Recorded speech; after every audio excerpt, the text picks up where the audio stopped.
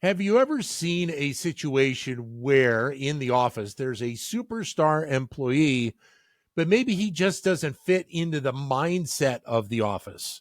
If you're a manager in such a situation, how do you handle that? Well, recently the Boston Red Sox traded their best player and highest paid player after there were disagreements with leadership. And while this was occurring in baseball, there are potentially some correlations to what we see play out in the business world. Pleasure to be joined by Maurice Schweitzer, who's a professor of operations, information, and decisions here at the Wharton School. Hi, Maurice. How are you, sir? Oh, great to be back with you. Thank you. In many cases, the world of sports may not be applicable to the business world, but it seems like in this case, it very well could be. And I'm guessing there probably have been instances where a superstar employee may be great for business, but maybe not great for the overall setting of the office. I think that's exactly right. And I think of sports, the world of sports, as a place where those are important organizations, and those are real businesses. The people running them, the people supporting them, that's a business. I think we can learn a lot from sports, but there are many business cases where there are star employees that have clashed with senior leadership. In many cases, these stars end up either coming back to the organization or becoming stars in other organizations. I mean, one of the most famous is Lee Iacocca, who was at Ford. And this was back in the 70s. And Lee Iacocca was really a great rising star. He was in charge of the Mustang, but Henry Ford II, related to the founder of Ford, really clashed with him. And Lee Iacocca was fired in 1978.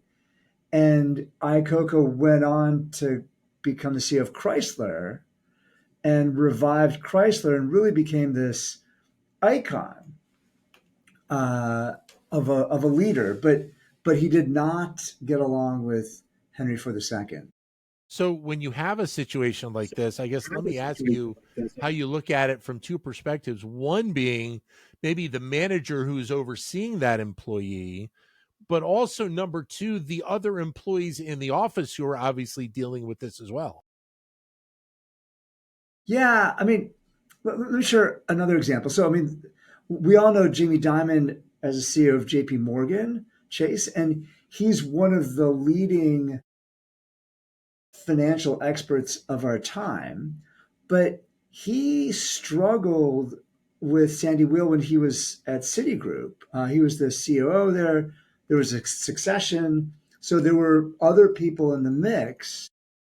And at Citigroup, he got pushed out in 1998. And what's I think so interesting is, he really was this protege of Sandy Weil, but they didn't get along. There were other people involved, and the dynamics there, pushed Jamie Dimon out. But he was a star, and he ended up becoming the superstar at a different bank. Does the position of where that employee is within the company hierarchy make a difference as to how you deal with the issues that are at hand? Yeah, I think that's absolutely right. Another example, like Sheryl Sandberg at Facebook had difference of opinions with Mark Zuckerberg, um, particularly around the regulation and responsibility sort of initiatives. And she was the CEO there, uh, COO, and she ended up leaving in 2022, where she felt like her vision for the company just wasn't the same as Mark Zuckerberg's. And Zuckerberg took a big bet on virtual reality, and now he's taking a big bet on AI. Um, he's been leading Facebook, and Sheryl Sandberg ended up going in a very different direction, sort of doing more, writing and other philanthropy work. How does a situation like this then potentially impact the company moving forward? And do they have to kind of look at their structure and look at their rules and regulations in place and whether or not there need to be tweaks made to some of those along the way? Yeah, I like that idea about thinking about the sort of process and regulation. So often it comes down to personality clashes. Like Elon Musk and Tesla had these personality clashes, and actually Musk was forced to step down as chairman of the board in 2018. But then clearly Musk took over sort of later. I was thinking, when you start off talking about sports, I mean, Tom Brady and Bill Belichick had this conflict and clashed, and Brady ended up leaving for Tampa Bay and then won a Super Bowl. I think you want to think carefully about sort of process, but so many of these iconic examples are with personalities at the top. And I mean, I keep coming up with examples that where the person that was pushed out ends up becoming someone that was incredibly valuable. So, like Steve Jobs versus John Scully, back when Apple was founded, Steve Jobs was forced out in 1985. He didn't come back until 1997. And when he came back in 1997, Apple was not in good shape. I mean, like it's hard to imagine, but Yeah. John Scully had a vision. It was very different from Steve Jobs. Steve Jobs is famously difficult to work with. Um, but this brilliant leader who completely turned around Apple when he came back.